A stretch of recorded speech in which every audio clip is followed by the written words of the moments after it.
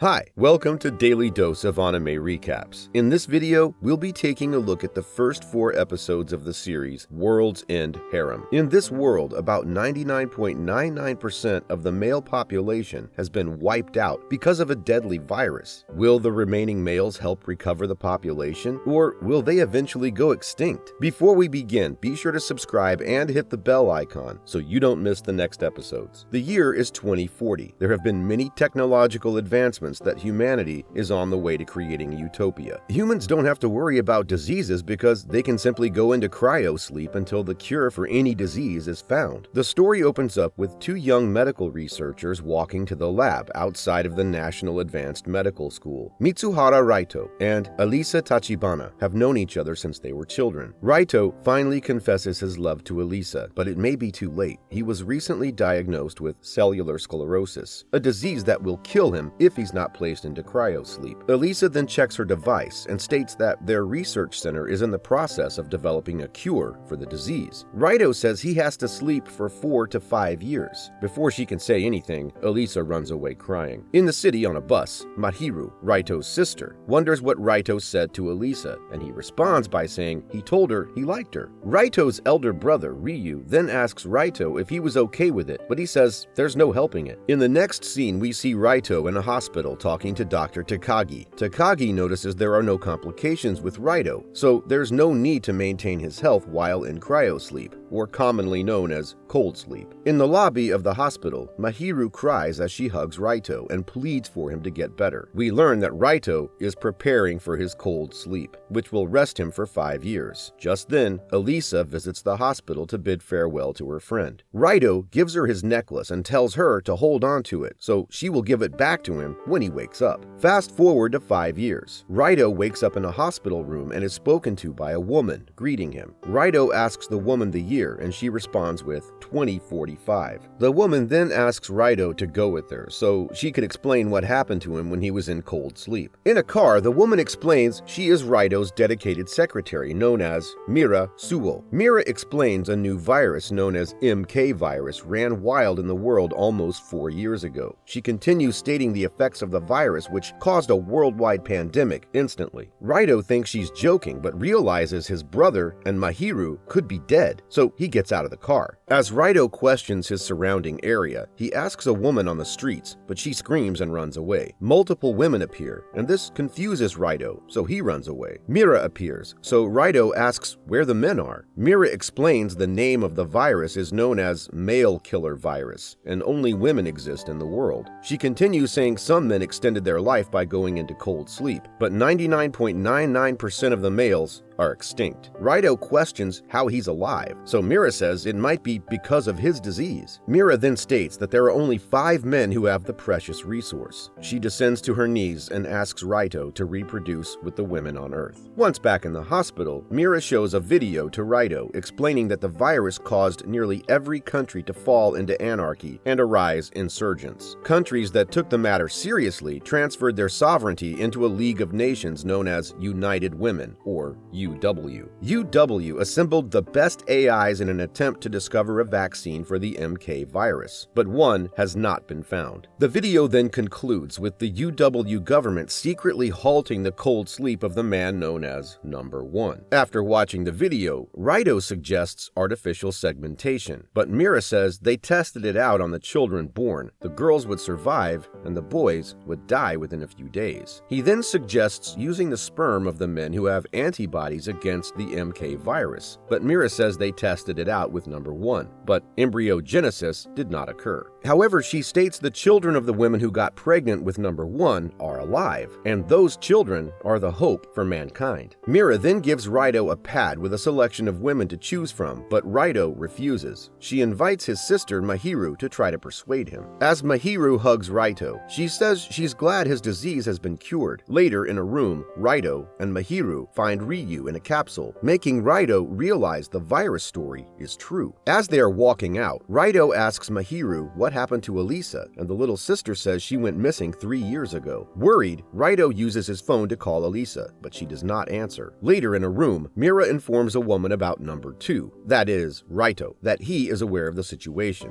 The woman asks Mira about the mating, and she says he cannot bring himself to do it, angering the woman. At night, Reito is in his bed thinking about Elisa being missing when Mira appears in a camisole. Reito questions her about being there, but as she approaches his bed, she takes off her garment. Mira then gets onto Reito's bed, saying she wants to pleasure him before kissing him, shocking Reito. As he's looking at her, he sees Elisa, so he then pushes Mira off of him. Mira apologizes for bothering him as she walks out of the room. Sometime afterward, while in bed, Reito wonders how to get in contact with Elisa before remembering the pendant he gave her, so he looks at his phone, glad about what he sees. In the morning, Mira takes Reito to a special place where women are taking a bath. She then commands Reito to choose out of the women, and she will bring them to his room. She explains the women are not prostitutes, not held against their will, and they would not mind mating with him. However, Reito refuses to mate with the women. Mira explains that the women who conceive children with one of the 5 potent men, their families would be guaranteed a wealthy and secure lifestyle. She reveals that men currently in cold sleep will die in under a year due to cold sleep just slowing the progression of the MK virus spreading throughout their bodies. However, the MK virus continues to slowly eat away at the bodies of the men in cold sleep. Mira then grabs Reito's hand before begging him to take action. After a few moments, Reito requests for a month to find someone, and he will have children with her. Mira accepts, but has a condition for Reito: to sleep with women she chooses every night to create opportunities for mating. Reito agrees. The following morning in a cafeteria, Mira tells Reito he will have a bodyguard and a nurse to ensure his safety. She also confirms they will be sleeping with him. Later that night, while walking in the halls, Reito begins to remember the condition Mira gave him for waiting a month when he is approached by Kyoji Hino, number 1. After greeting each other, Kyoji says he heard about him not mating with anyone, but understands him. As he walks away with his secretary, he says he will do his best to make kids. Shortly after, Reito is in the shower when the lights suddenly turn off.